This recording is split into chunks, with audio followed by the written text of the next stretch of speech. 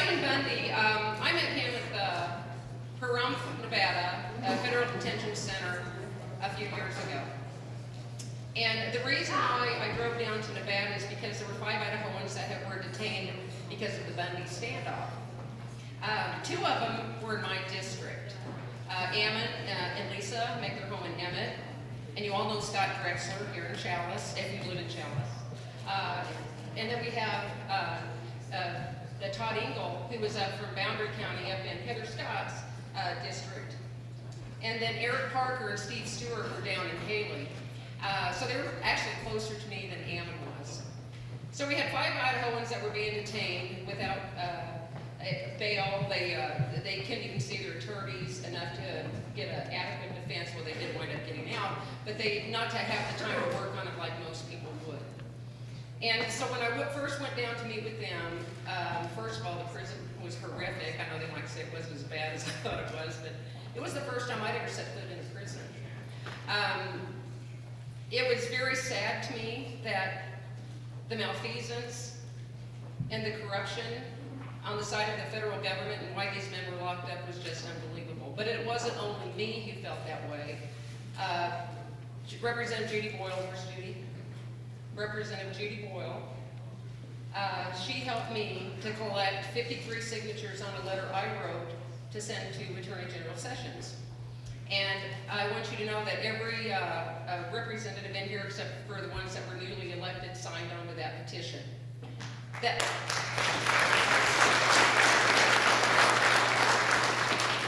It was, I think, also historic for the fact that a state legislature actually came to the aid of citizens of a state.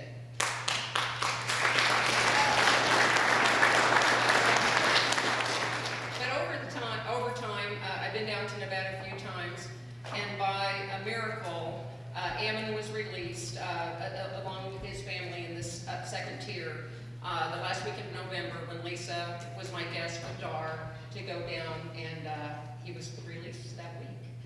So it was opportune, it was providence, it was whatever you want to call it, but it was probably one of the happiest days of my life as a state legislator to be able to be there to see him walk out of that courthouse. So Ammon, and I feel like they're part of the family after you've gone through something like that. Scott, I've seen him quite a bit lately. Eric, I see him all over the place. He's up at the Capitol. So everybody's kind of rocked on, and I don't know how they really could have when you see the injustice of what has happened and why they were incarcerated. Anyway, I want to introduce Ammon. He has such a powerful tale. He's had some time now to spend with his family and get with Lisa and, just make up for all the lost time that he was incarcerated. And he really is a special person, and he has so much to share with us. I'd really like a warm welcome for Ammon Bundy.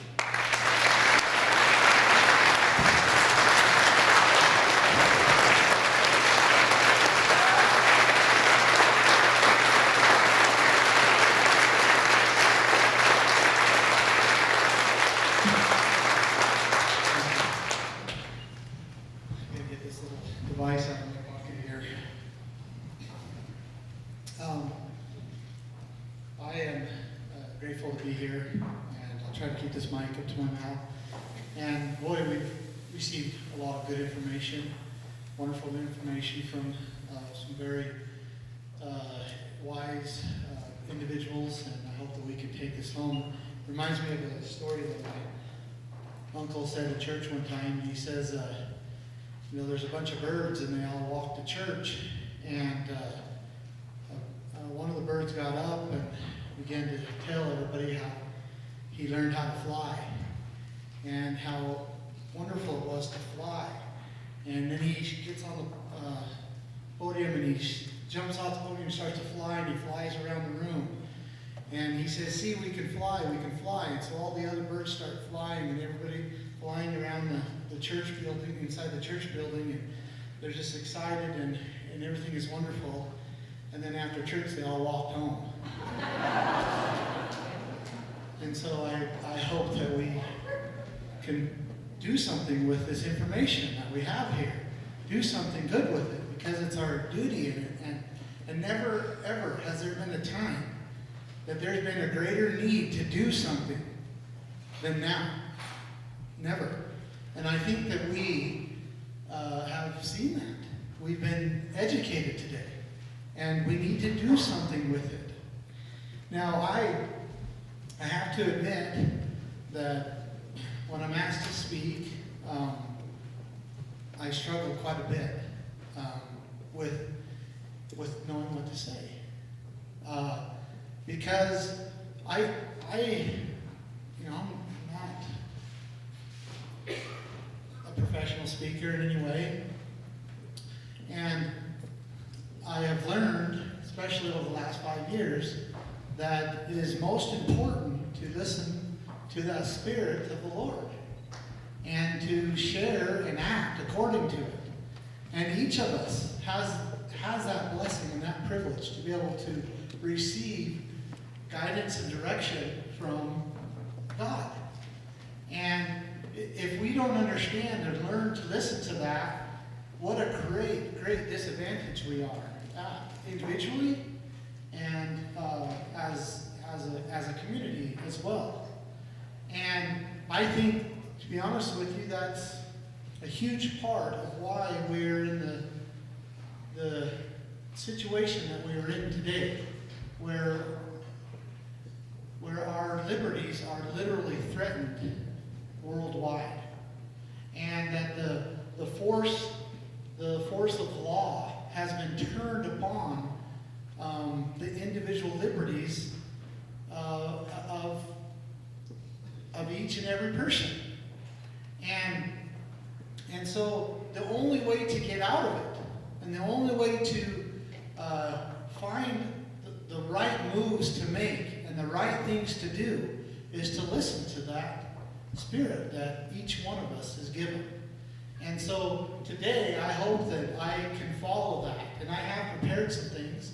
And I normally have my laptop in front of me, so I'm going to have to look at the screen. I'll turn this thing on. But first, I want to say to my beautiful wife, happy anniversary. I do love you.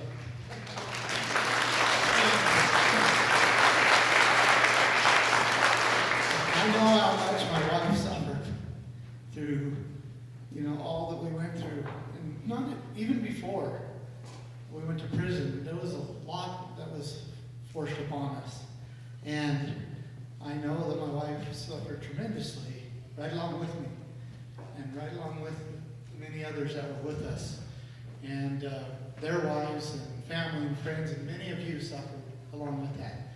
So I asked the question today, why am I here? I mean, I really don't have the credentials to be here with the education or to be able to, ability to speak and all of those things, but why am I here? And the reason I'm here is because I guess I'm evidence of, in some ways, evidence of the great abuse and the problem, but also evidence of the solution. And because what they tried to do to myself, my family, my friends, I mean, Eric Parker, right along with there, Scott, right along with us. I don't think there's any others, but they suffered in prison, right along with me. And there was several others. There was, I think, a total of 16 from Nevada that we spent nearly 2 years in federal detention centers. And in 2017, I spent nearly half the year in solitary confinement. And I had to learn to not go crazy. Well, I think I've learned that right, honey, but I'm not. But it's difficult going months on end in a little concrete box where you're fed through a hole in the door, and you don't get to see the sunlight, and you don't get to talk to anybody, and the only thing that you get is what they put through that little hole in the door. And but I did learn even greater than what I had learned before, to listen to that Spirit that that still small voice. And interesting enough, I guess, if you want to call it that, there was many promises that were made while I was in there. Promises from God. And those promises kept me going. And I would share them with my wife, I'd share them with my friends, and they were experiencing similar things. I wasn't necessarily the only one. But I knew that I would be back with my family. I knew that if I continued to move forward and not despair, that my blessing, or my business that was being completely destroyed while I was gone, would be a great blessing to me. And that the other things that I had done, as far as business and so forth, would be a great blessing to me if I held on and didn't lose despair and didn't despair. And so I did, and many of us did, and eventually things started happening. I mean, I even saw, if you will, or understood what was going to happen to the prosecutors in our case. And it was in such great detail that I began to understand this, and I began to actually feel sorry for them. And those things have transpired already. And they're continuing to transpire. And all the things that were promised to me, the Lord has fulfilled His promises. My business has been a great blessing to me. I was able to sell it, and it was a great blessing to me. I had another business, and I was able to sell that. And when I come out of prison, they were almost nothing, almost completely destroyed. The blessings that I had, or that I was promised with my wife and my family, all of them have been answered.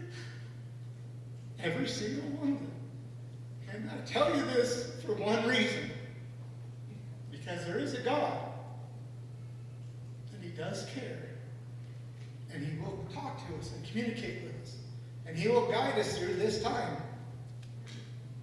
And we are going to need Him. We don't have a chance without Him. So, I'm going to show a little video here if I can. Let's see if this thing's going to work. Just go to the next. I'm going to have to. Now there's a video go right before that.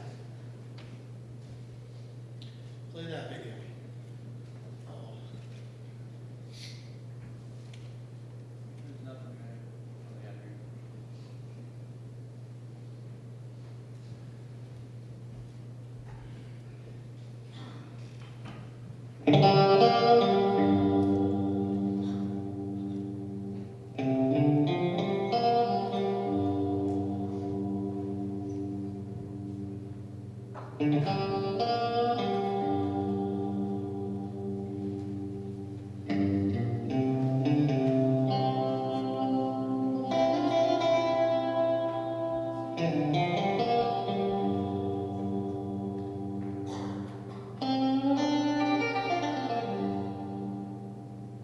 Okay, ladies and gentlemen, my next guest is probably one of the most important guests I've ever had. I hope I pronounce his first name right. It's Ammon Bundy. He's the last rancher standing from Clark County, Nevada, in the fight to stop the feds. He's 67 years old and has a wife named Carol who is standing by her man in his fight against tyranny.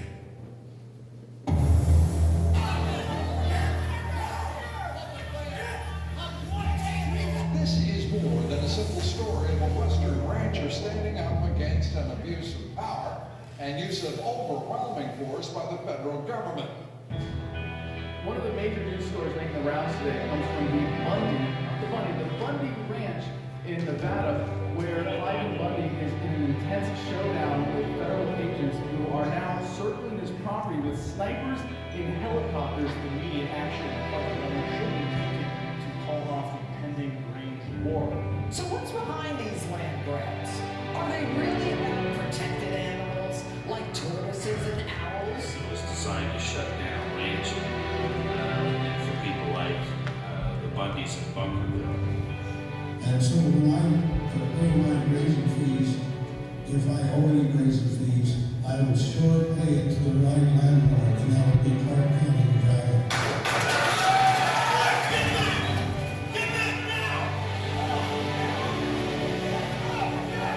And the confrontation now getting violent.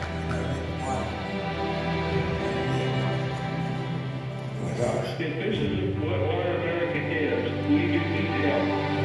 We really need help.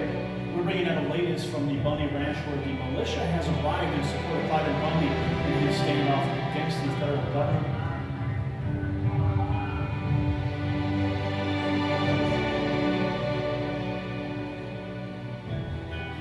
And so I asked the question, is the United States government trespassing on our land? So these people who hold themselves out to be patriots are not. They're nothing more than domestic terrorists. This is the road I grew up on. This is the road I grew up on. What are you doing with the backhoes? That's all we want to know. I love you people, and I love this land, and I love freedom and liberty.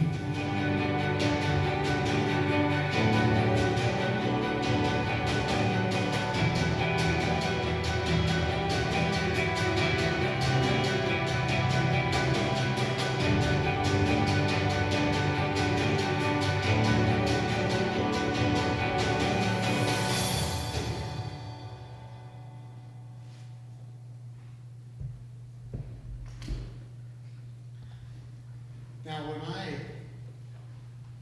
at this time, I was living in Arizona. I was 8 hours away from the ranch. When I was probably 15, 16-year-old young man, my father made it pretty clear that the ranch just wasn't going to be isn't big enough to sustain more than a couple families. And I knew that I had to go and figure out another way to make a living, that it wasn't going to necessarily be on the ranch. And so over a period of time, I ended up moving to Arizona. Before that, I went to a little school in Southern Utah University and met my wife there. We married and shortly moved to Arizona. And I had started a fleet maintenance business where I managed and maintained commercial trucks. And Arizona was a good place for that. And but I had been doing this for probably 16, 17 years, and then all of a sudden I see this great dread that is literally surrounding my family. And so, to make a long story short, I ended up, after some time talking to my father and coming to the ranch on Monday, I think it would be April 9th, 2014, and it was after the Bureau of Land Management and 5 other agencies, federal agencies, had set up literally a military base just less than 5 miles away from the ranch home, and they began to block off the entire ranch and put it under siege. And when I came into the valley, coming off the Mormon Mesa there, and down into the valley where the ranch is, I could not believe what I was seeing. It was the best way to describe it is a scene out of the Hollywood movie Red Dawn, because there was helicopters and armed guards and MRAPs and convoys, and it literally tore a hole in me.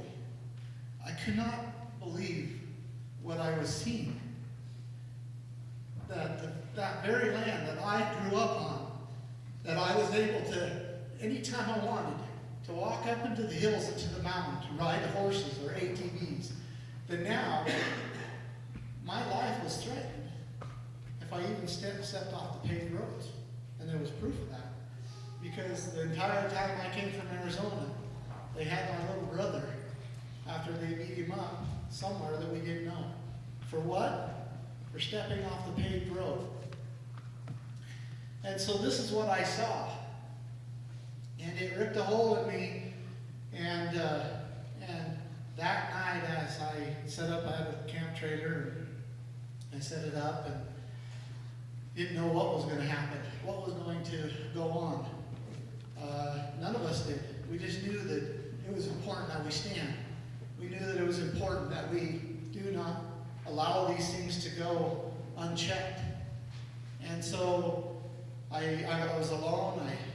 It was a toy hauler, and so I put the back down and I put the bunk beds down a little bit, and I climbed up there. I was just too tired to unload everything late at night. And I was laying on the little top bunk, and I could see, the stars and the moon.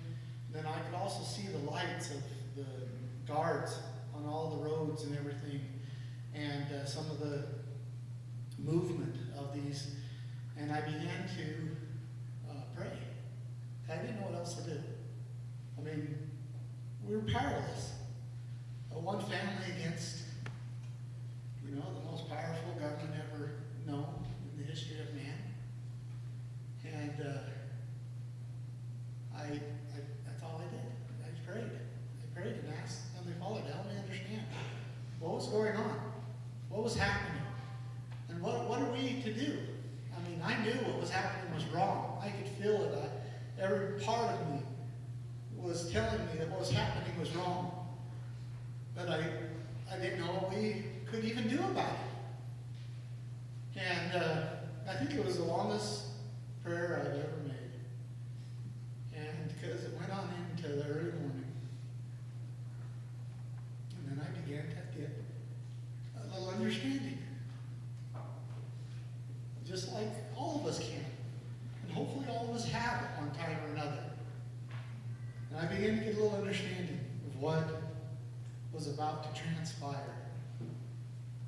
And I share this with you for one purpose and one purpose only.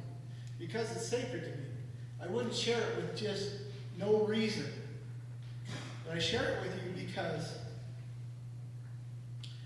I believe it is the answer to preserving our liberty. Now, the first thing he shared with me was that my family was going to be protected. And I was extremely grateful for that. And he has honored his word. He has protected my family. It hasn't been easy. We've had to go through some pretty rough things, but he has protected us.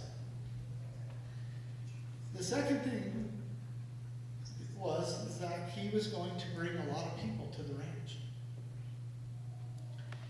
And I am certain that my father had received this same understanding, because on that Monday, even before I got there, and it's interesting you go, because we got to see all the evidence, and they had multiple people following my father, and of course, he just goes about doing the best he can with the situation he's in, and he hooks up to his old cattle trailer with his Dodge pickup. It's all beat up, and he goes to Las Vegas, and guess what he did Monday?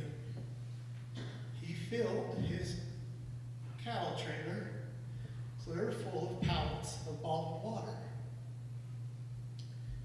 Now, why would my dad do that? Because my dad felt also and knew that there was going to be thousands of people that would come to the ranch. And they're going to need water.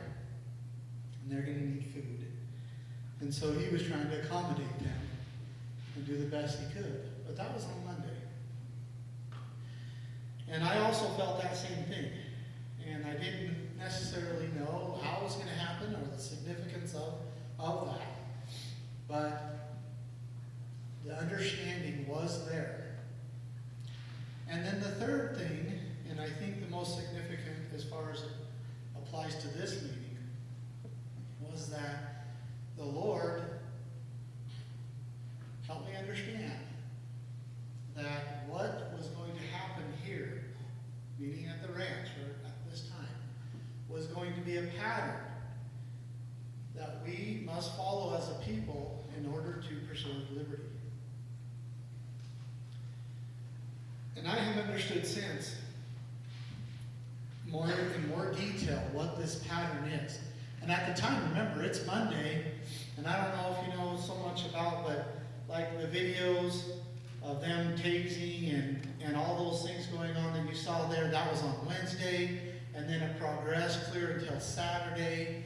And by the time Saturday rolled around, there was a couple thousand people there, and then those people basically went up with us and confronted these federal agents and as they, pointed their guns and threatened to open fire upon us,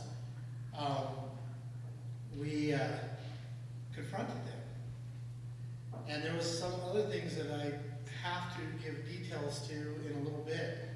But the pattern is, not was, is, one man said no. He says no. These are mine. Right? They're not yours. They never belonged to you. And they're mine. And this is why. And then these bureaucrats or socialists or communists, whatever you want to call them, say, well, we're going to take it anyway. And my dad says, no, I'll do whatever it takes. And he did. The best of his ability, he tried to fight them in their own courts until, you lose there. It's just the way it is. I mean, there was some successes here and there, but most of it was just a charade in a kangaroo court. And then it comes down to, many different things over 20-something years. And now they assemble an army to basically take his rights. And he said no. And then thousands of people came and gathered around him and said no also.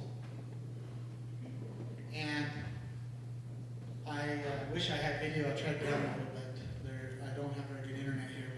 But I have a video out of the discovery that shows one of the first BLM or federal vehicles that were leaving the ranch. And it hits into the rearview mirror. And it shows the convoy that's behind him. And it is literally a quarter-mile long of vehicle. There was 107 vehicles, we know at least, that left that day on April 14th, April 12th, 2014, that left the ranch that day. And they left, they did not leave, in the same fashion that they came, because it took them 10 days to set up the military base that they set up. And when they left, they were given a half an hour. And they left in a half an hour. In fact, they actually sent one vehicle out right before to show us that they were leaving a little early. And 107 vehicles, federal vehicles, left that area in a convoy because of why? Because the people assembled and told them to. And maybe there was, I would say, maybe there was a better way at one time. Maybe the attorneys in the room will say, well, that's not how it's supposed to be done. Maybe there was. And maybe I would even agree that there was a better time, better way, in a different time. But I'm telling you now that I believe deeply with everything that I have that is the only way. And that's what it's going to come down to time and time we could go we could try to battle in the courts, and we'll lose. And we could try to battle in the ballot box, and we'll lose. And I'm not saying we don't try to battle there. Don't get me wrong. But I'm telling you that it comes down to an individual who has rights saying no. And then his friends, his family, and all those who love liberty surrounding that person and saying no and driving off the enemy.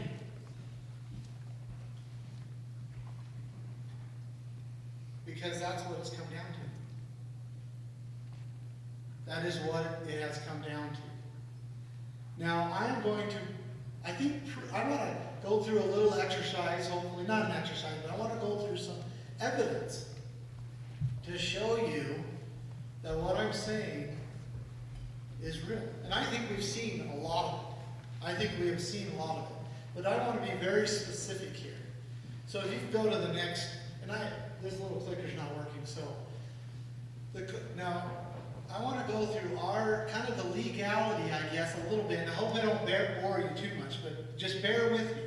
Because I'm trying to present this to you as truth.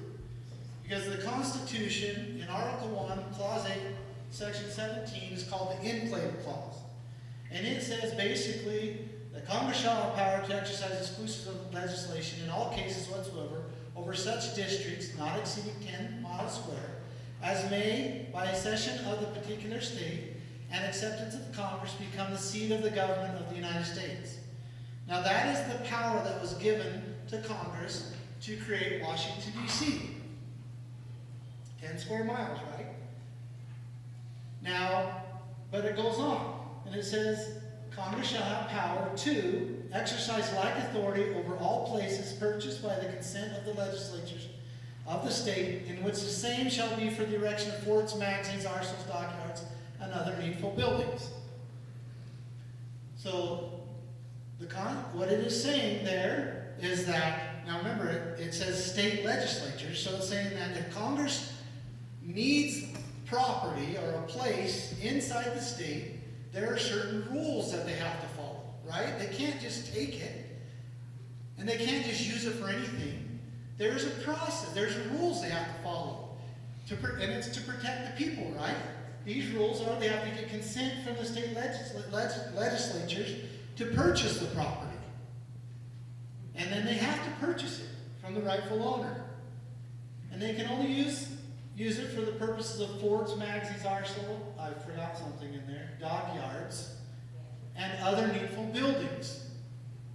So there has to be consent from the state legislatures. They have to purchase it. And they can only use it for certain purposes, military purposes, post offices, arsenals, dockyards. Makes sense, right? Basically the enumerated purposes in the Constitution. Now, go ahead and change it. Now, why is Article 1, 817 important? I mean, hopefully you can see, but if it wasn't there, then what would keep the federal government from basically using its power and using the people's taxes to go and take over a bunch of property inside the states? If there wasn't a limitation. Well, there is. It's called Article 1, 817, the Enclave Clause. And it is there for the purpose of keeping our state free. Keeping the federal government from taking all the land and the resources and controlling it. So I'm going to give you proof of this. I don't want you to just take my word. Because there's been a lot of, even some of my closest friends that disagree legally with what I'm saying. But I'm going to try to do my best to prove it to you. So if you go, now, remember I was raised in Nevada, and I was charged with, basically these things in Nevada. I was also charged with things in Oregon, but I did my research in Nevada.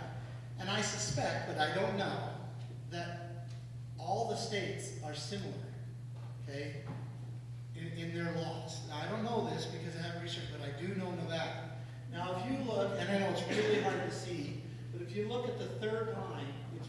hard to see, and I apologize. But it says, or the second line, it says NRS 328-075, procedures limit of federal jurisdiction. Okay? Now go to the next page. Now, if we look here in the middle paragraph, is the procedures limits of federal jurisdiction. And it basically says, upon application by an officer of an agent of instrumentality of the United States, in accordance with Clause 17, Section 8, Article 1 of the Constitution of the United States, the legislature or the legislative commission, anyway, I apologize, is not, basically the state legislatures is not in regular, when it's not in regular session, may by resolution cede concurrent criminal jurisdiction to the United States respecting any land held by the United States for the erection of forts, magazines, arsenals, dockyards, or other needful buildings, or for other governmental purposes authorized by the Constitution. Bear with me. Subject to the conditions and reservations set forth in this section, jurisdiction other than concurrent criminal jurisdiction, basically, basically it would require the legislatures to be in session in order for them to cede that. Now look at right here. Follow me on that side. And I apologize that you can't see the far end of it. It said federal jurisdiction over land in which the state has not ceded to jurisdiction, says that. And then you go to the processes, the purposes is limited to the exercisable by an ordinary proprietary under the law of the state. An applicant for cession of jurisdiction must set forth. Now who's the applicant? It's the federal agent, right? These are what he has to do. One, or A, I think A, B, C, and D. The purpose of the application and the nature, he has to prove the purpose of the application, the nature and extent of the jurisdiction sought. Yeah, the legal description of the land involved together with the map of the land. He has to show forth a statement of the government purposes to be carried out on the land and the federal statute authorizing the activity, and a verification by an officer of the agent or instrumentality who has knowledge of the content of the application. There's rules. And they're following Article 1:817 in accordance with the U.S. Constitution. These are state laws, state rules, limiting the federal government from just taking anything. Now go to the next page. Now, you may be asked, well, were these ever followed? They weren't. Early, look at this. This is the state, this is record in the state law, where in Clark County, the federal government requested to have land ceded to them for the purpose of Hoover Dam in 1933. You look here at Douglas County, they did it for the jurisdiction ceded over land for use of an Indian school. Now that would be politically incorrect, right? To say Indian school. Lyon County, they did it for a federal building. Mineral County for an ammunition depot. They were following Article 1:817. The federal government was going to the state legislatures, asking for permission to use these lands. The state legislatures were voting on it. The federal government was paying them for the land. And then they were receiving jurisdiction over it. Go to the next page. Nye County for a post office building. Another post office building, 1939. Carson City for a nursery or something. Hopefully that was military related. Go to the next page. For another post office in Lovelock in 1937, Washington County, for a veterans hospital. 1939 for a garage and a repair shop. Again, hopefully that was military or something. Next page. Now, this is crazy. Because now we're moving on a little bit. The federal government's getting a little more. The Depression has taken place, right?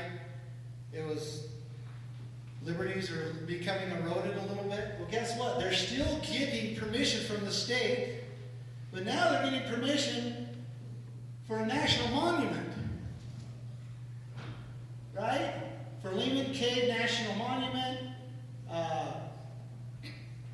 right here for the facilitation of administration of national forest affairs in 1937, right? They're still going to the state, and it's actually interesting. Look at right here, if you read right here, go to the next page.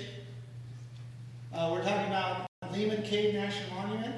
It says the state, actually that's not the one I want. Let's see if I can find it here. Usually I have my computer in front of me. Go to one more, let's see if it's on the next page. No, back up.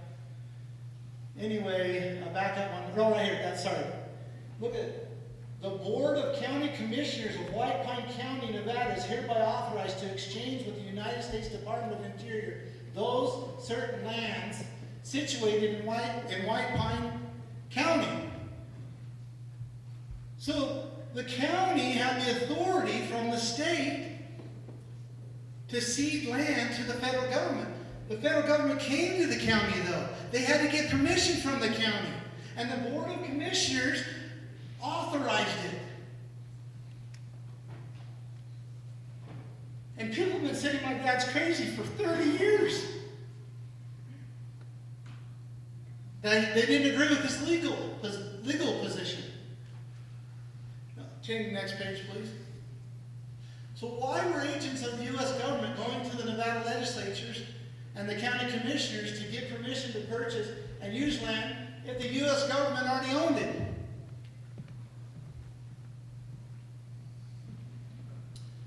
We went through it. You know, they did this pretty much up to the 1940s, and then after the 1940s, they were primarily following the Constitution, and then somewhere after the 1940s, they just started taking the property. And the state representatives did not stop them. And now they claim approximately 89% of that. So again, I ask, why did agents of the U.S. government get permission from the Nevada legislatures? Why were they following Article 1817 of the U.S. Constitution early in Nevada's history if they already owned the land? There's only one answer. They did not, and they do not own or have jurisdiction over property inside the state. And their property belongs, this property belongs to the people of the state. And it's for them. And they must follow a process. They must get permission from the state legislatures. They must purchase it. And they can only use it for the erection of forts, magazines, arsenals, dockyards, and other needful buildings. Or in other words, the enumerated purposes that are listed in the United States Constitution. Again.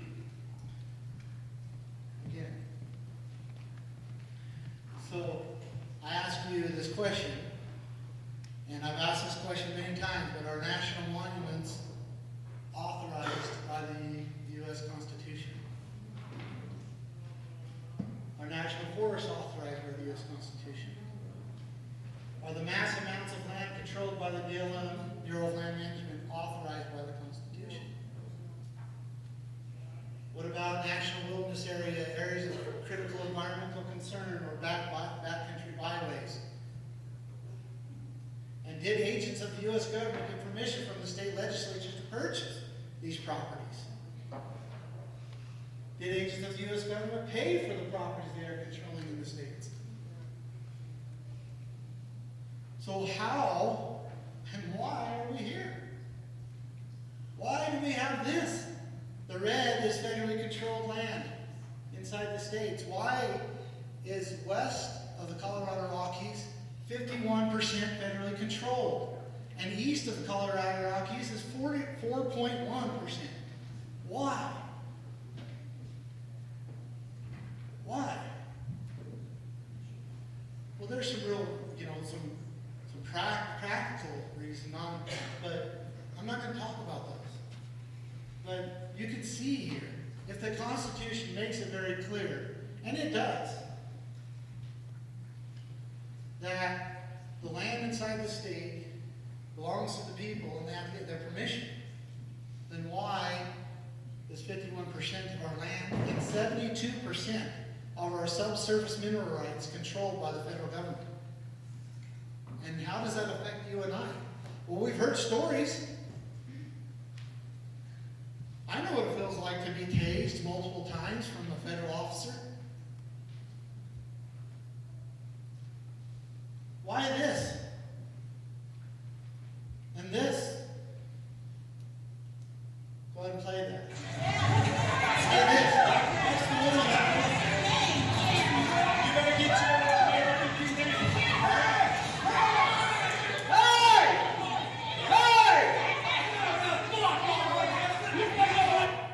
Do you think they believe? Do you think they own it? We've heard. I've heard that very same thing. In fact, Dan Love, if you don't know, he was the special agent in charge of this operation.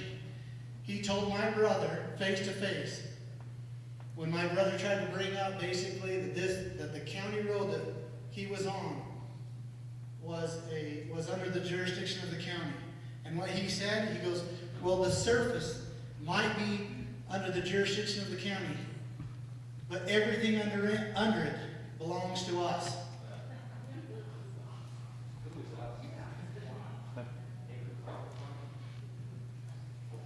You don't think he doesn't believe that?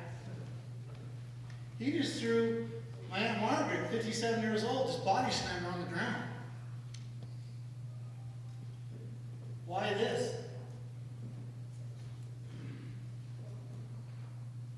Mass graves. Shooting my father's cattle, putting in mass graves. Back up one more. This bull here was shot from helicopters. And he wasn't the only one.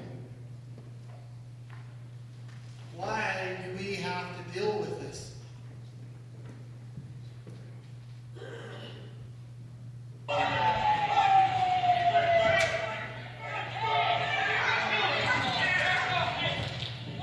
Why are they in our mountains with their backhoes and their dump trucks clearing out our underground infrastructure? Why are they ripping up concrete that has my forefathers' handprints on it and throwing it in the back of their dump truck? Why this? Dwight and Stephen Hammond going into federal prison. Why is a 74-year-old man crying?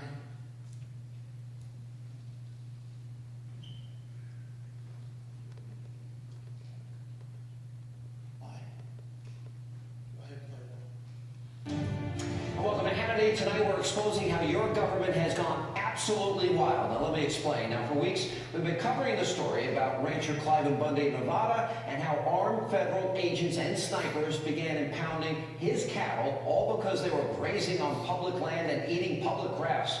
Now unfortunately we can go on for hours with similar stories that we've done, but tonight we're looking for a solution to this mess, and here to help do just that is Fox News senior judicial analyst, our friend Judge Andrew Napolitano. Judge, welcome back. Let me put up on the screen, Judge, if you look at the latest percentage of land that is owned by the federal government as of 2010 and the Congressional Research Service, look at the percentage they own in Nevada, 81%, Utah 66, Idaho 61, Oregon 53, and you go right on down the list.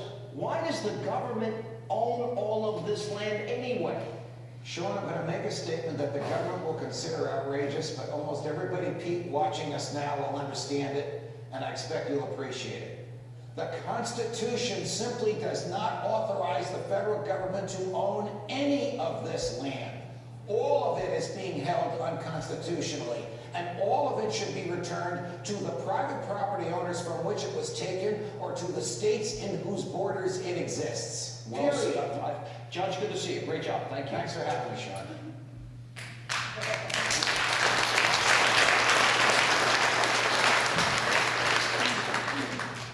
The solution is clear. And the reasoning which we have basically got ourselves in this position and why all these things have happened is because the local guards we put in place to protect our rights have allowed them to be taken. State legislatures, county commissioners, and sheriffs. They are put in place for one purpose. One purpose. That is to protect our rights. And they have either gone to sleep, joined the other side, or don't care. Because they're probably involved in some other thing. And equally, the people have been deceived into believing that government can own and do what they want. That there's not limitations placed upon them. And I would have to add that there's a fear that is instilled in us, or maybe a complacency, I'm not sure, that makes it so that we just do not want to stand. And as a good friend of mine said, that it seems that only those that are really being oppressed, or those that have gone through the judicial system, and those people like felons, are the only ones that are willing to stand up. Now, I hope that we are not those people, because we're here, right? You're here for a reason. But we have to understand that there has been, and I think it's been clearly pointed out here, that there has been an erosion of family. Erosion of family. Now think about it. What is the opposite of a global citizen? It is a, say that again? Okay, a sovereign citizen. I like that. The more I study sovereign, you know what the word sovereign means? The right to rule. So a person, I don't know if I want to use the word citizen, but a person, an individual, a son of and a daughter of God who have been born, what have we been given from God? We've been given the right to rule ourselves. Right? Or you can say sovereignty. We have been given the right to rule ourselves. So the opposite of a global citizen is a sovereign individual. That's the opposite. And so what is being attacked? And what is the greatest, unity of sovereign individuals? It's the family. So they attack the family. They break it down. Remember, they're after the individual freedom. They're after the destruction of free conscience. And so they break down the family. And then what do they break down? They break down the community. Then what do they break down? The counties and the states. Because they can't get that. If the family and the counties and the state and then our national government are functioning properly, they can't get to the individual. They can't destroy him. They can't take away his freedom. They can't take his life and his liberty and his property if these are functioning correctly and for their purposes. So they have to tear it down. And it's interesting, though, because if you think about it, and the people who have more experience than many of the rest of us can tell you this. At one time, it meant something to be in a county. I mean, do you remember the Dukes of Hazzard? They would run to the county border to try to get away from the sheriff, and as soon as they got past that border, whoo! A county meant something. It was a protection. It meant something. Families meant something. A state meant something. And we hear our president, and I'm so grateful when I heard his which one was it? I guess it was the UN address. Yeah, it was. And he talked about the sovereignty of our nation and how we will not give it up to the rest of the world. Do you remember that? Those who listen? You cannot say those things and not say the same thing for a state. But yet, our states are almost diminished to nothing. And our counties are. We've become like subsidiaries to the federal government. And counties are almost nothing. They're almost laughable. I'm not saying things aren't functioning there still, administratively, but when it comes to the defense of an individual, nothing. But these were checks set up. And if we want to preserve our individual liberty, we have to create either restore the system in which we have, and strengthen our families first, ourselves, our families, our counties, our community counties, and our states, and then our nation. If we want to make sure that the individual liberty and freedom is preserved, we have to. And if we can't do it under the system in which we've seen in the past, we have to do it another way. We have to protect individual liberty. And I'll explain the best I can, and I'm not going to probably share with you anything different, but we were put on this earth by God to choose. To choose who we're going to follow, who we're going to become, what we're going to do. That is the purpose of our life. And that ability to choose, to have freedom, to be who we want to be, to act in the way we want to act, is being threatened. And we're transforming into, if you will, I don't know if that's the right word, but of beings that act for themselves to beings that are being acted upon. And that is a dangerous place to be, and it's something that we must not allow. And so if our guards are not, I guess our guards, and I'm not saying our current legislature, because there are some. I mean, look at Dorothy Moon.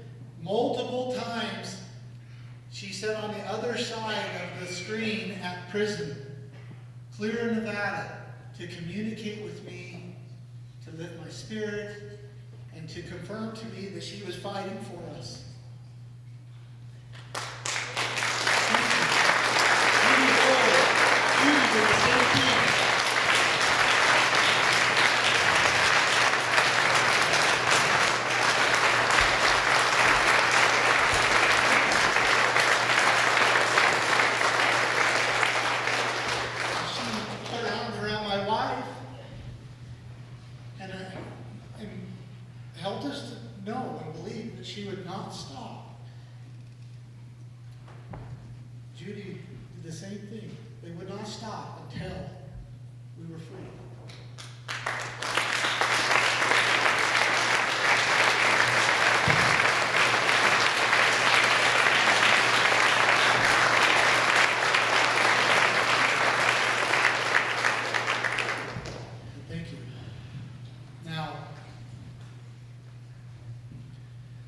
Choose.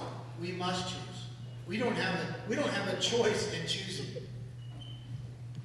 We must choose how we're going to defend our liberties. And we must decide how we're going to surround that individual that says no. It is absolutely crucial that more and more people say no.